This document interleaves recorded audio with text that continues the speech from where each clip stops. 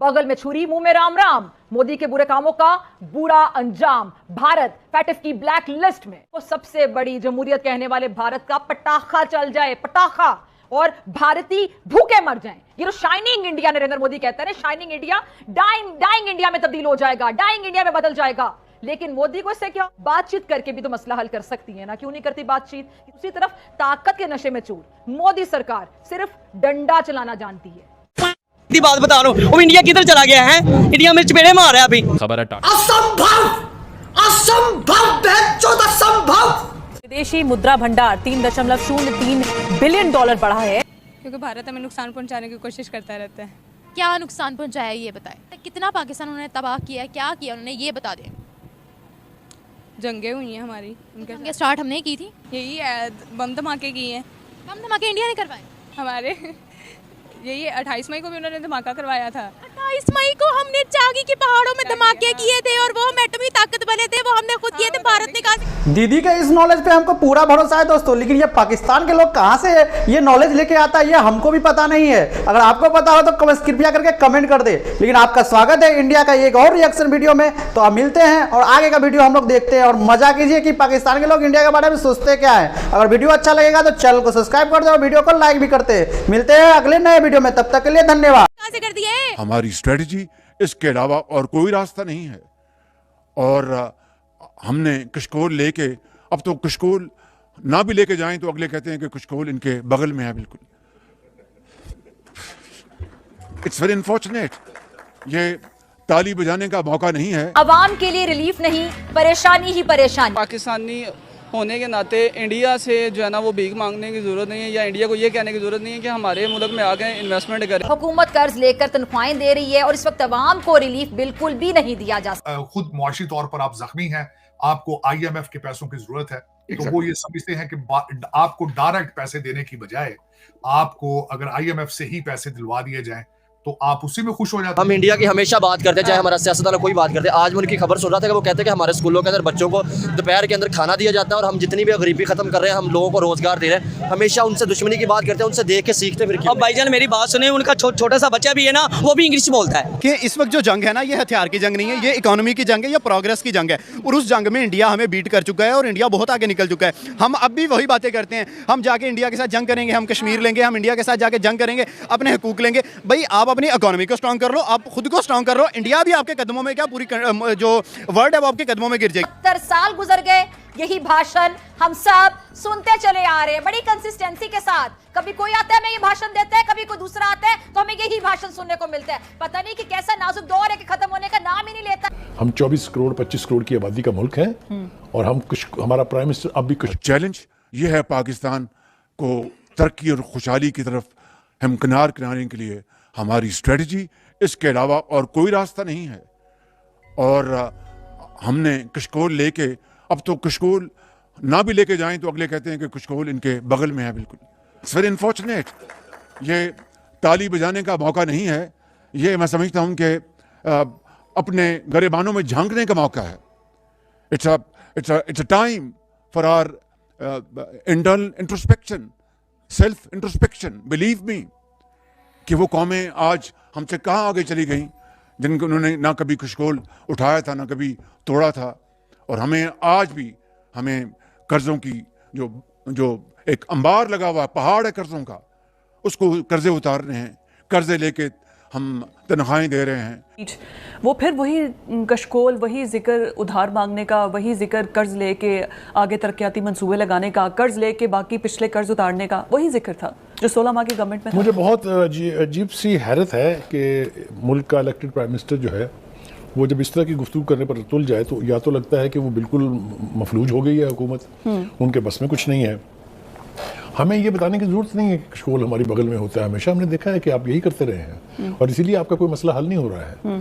जिन दोस्त ममालिक ने आपकी मदद की, उन्होंने जुल्म किया पाकिस्तान की आवाम पे। अच्छा। क्योंकि हम आदी हो गए उस कशकोल के, हम आदी हो गए उस भीख के।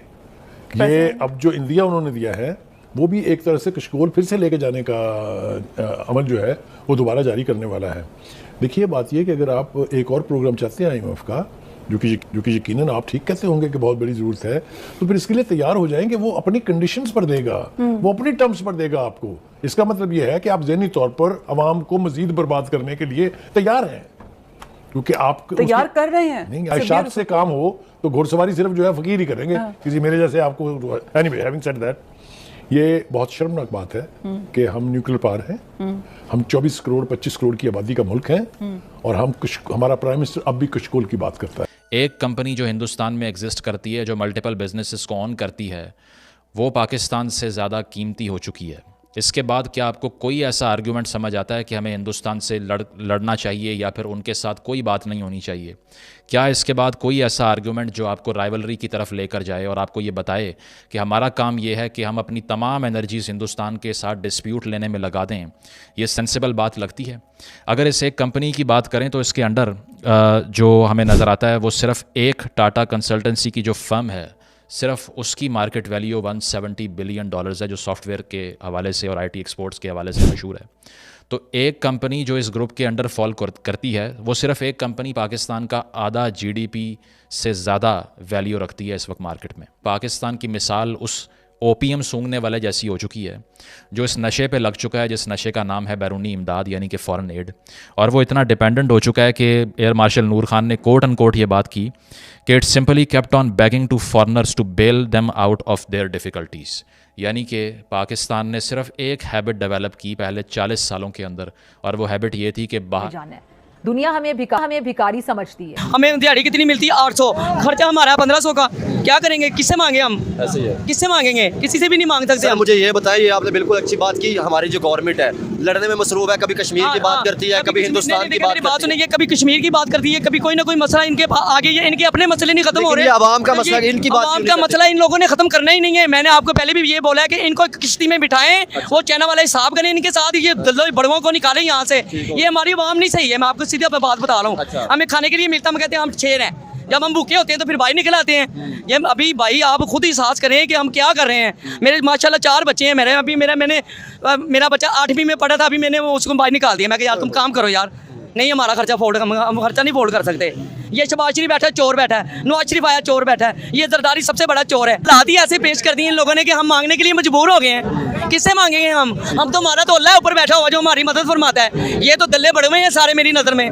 मैं तो माशाल्लाह मेरी 60 साल उम्र जा रही है, लेकिन मैंने तो खुशहाली नहीं देखी। यहाँ पे गुलामी करते आ रहे हैं हम लोग। यानी इन लोगों ने हमें लाइन के पीछे लगाया हुआ है, कभी आटे की लाइन के पीछे लगा देते हैं, कभी चावल के पीछे लगा देते हैं। क्या करते हो भाई तुम? वो भी गरीब आवाम को वो क्या कहते हैं, वो 500 का तोड़ा ला के ये शहबाज शरीफ ये दल्ले बड़े बैठे हुए हैं जो 500 का तोड़ा ला के हमें खुश कर देते हैं। आपको इसलिए बात कर रहा हूं, पेट्रोल पर बढ़ा दिया और दल्ले ख्याल करो हमारा यार। क्या करते हो तुम लोग बगैर तो मेरी नजर में सबसे बड़े बात बता रहा हूँ। वो इंडिया किधर चला गया है? इंडिया में चपेड़े मार रहा है अभी वो उनका वो सदर। मेरी बात सुने, हम इंडिया की हमेशा बात करते हैं, चाहे हमारा सियासतदान कोई बात करते हैं। आज मैं उनकी खबर सुन रहा था कि वो कहते हैं कि हमारे स्कूलों के अंदर बच्चों को दोपहर के अंदर खाना दिया जाता है, और हम जितनी भी गरीबी खत्म कर रहे हैं, हम लोगों को रोजगार दे रहे हैं। हमेशा उनसे दुश्मनी की बात करते हैं, उनसे देख के सीखते फिर। अब भाईजान मेरी बात सुने, उनका छोटा सा बच्चा भी है ना, वो भी इंग्लिश बोलता है। बच्चों को मजदूरी हम अपने बच्चों को मजदूरी पे डाल रहे हैं। ये बड़े हुए हैं यार, मैं तुझे आपको कह रहा हूँ इनको मार दो सारा।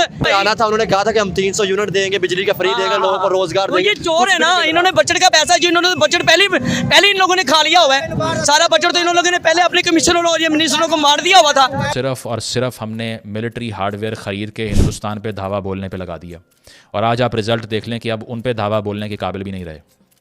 अगर तो आपके पहले 5-6 डेकेड्स की फॉरेन पॉलिसी का मकसद सिर्फ ये था कि दुनिया के नक्शे से हिंदुस्तान को ख़त्म करना है, तो आज तो आप टाटा कंपनी को ख़त्म नहीं कर सकते, बाकी तो सब बहुत दूर की बात है। आज तो आप उनकी एक स्टेट के रेवेन्यू के बराबर पैसे नहीं कमा पा रहे।